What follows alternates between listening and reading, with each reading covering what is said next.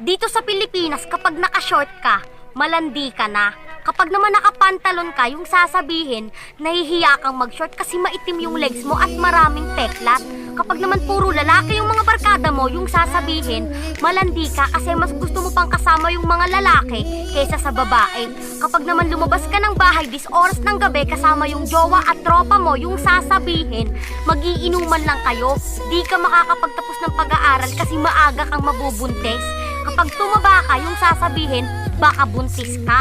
Kapag naman pumayat ka, yung sasabihin, kakaharot dahil sa mga lalaki. Sa Pilipinas ka lang din makakakita na kapag maganda ka, rerespetuhin ka. Pero kapag pangit ka, hindi ka na nga rerespetuhin, tatapak-tapakan pa yung buong pagkatao mo. Tapos minsan, kung sino pa yung naninira at nangihila sa'yo pababa, kapwa mo pa babae lalaki. Nakakalungkot ng isipin na kung sino pa yung dapat magtulong